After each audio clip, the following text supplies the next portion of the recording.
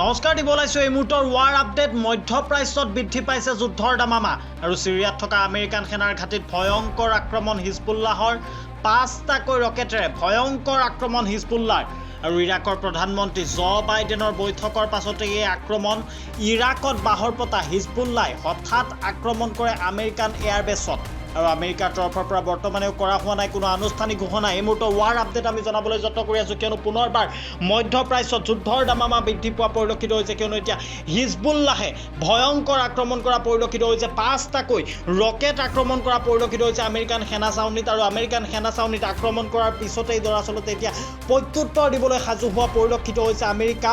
24 ঘণ্টা নৌহওঁতেই হিজবুল্লাহে লক্ষ্য কৰি ল'লে আমেৰিকাক, যিহেতুকে কালিৰ দিনটোত বাইডেন গৈ হিজবুল্লাহত উপস্থিত হোৱা পৰিলক্ষিত হৈছিল আৰু শেহতীয়াকৈ তাৰ পিছতেই তেখেত আমেৰিকাত গৈ উপস্থিত হোৱা পৰিলক্ষিত হৈছিল। আমেৰিকাৰ পৰা তেখেত উভতি অহাৰ 24 ঘণ্টা নৌহওঁতে আমেৰিকাৰ ওপৰত ভয়ংকৰ আক্ৰমণ কৰা পৰিলক্ষিত হৈছে আৰু এই আক্ৰমণৰ পাছতেই আমেৰিকাই প্ৰত্যক্ষভাৱে যুদ্ধত নামাৰ পূৰ্ণ সম্ভাৱনা আছে আৰু এই আক্ৰমণৰ পাছতেই মধ্যপ্ৰাচ্যত যেতিয়া হাহাকাৰ পৰিস্থিতিৰ সৃষ্টি হৈছে। আমি পুনৰবাৰ জনাবলৈ যত্ন কৰি আছোঁ, যিহেতুকে ভয়ংকৰ যুদ্ধৰ সূত্ৰপাত হোৱা পৰিলক্ষিত হৈছে। এফালে ইজৰাইল তথা হামাছৰ মাজত ভয়ংকৰ যুদ্ধ অব্যাহত থকা পৰিলক্ষিত হৈছে আৰু তাৰ বিপৰীতে আমি যদি উল্লেখ কৰিবলৈ যাওঁ, ইৰাণ তথা ইজৰাইলৰ মাজত যুদ্ধ অব্যাহত আছে, ৰাছিয়া তথা ইউক্ৰেইনৰ মাজত যুদ্ধ অব্যাহত থকা পৰিলক্ষিত হৈছে।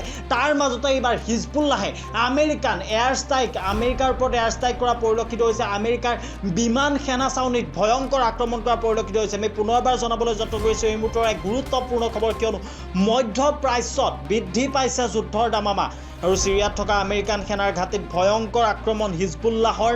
5টাকৈ ৰকেটেৰে ভয়ংকৰ আক্ৰমণ হিজবুল্লাহৰ আৰু ইৰাকৰ প্ৰধানমন্ত্ৰী বাইডেনৰ বৈঠকৰ পাছতে এই ভয়ংকৰ আক্ৰমণ কৰা হৈছে। ইৰাকত বাহৰ পতা হিজবুল্লাহে হঠাৎ আক্ৰমণ কৰে আমেৰিকান এয়াৰবেছত আৰু আমেৰিকাৰ তৰফৰ পৰা বৰ্তমানেও কৰা হোৱা নাই কোনো আনুষ্ঠানিক ঘোষণা, কিন্তু আমেৰিকাই ভয়ংকৰ প্ৰত্যুত্তৰ দিয়াৰ পূৰ্ণ সম্ভাৱনা আছে।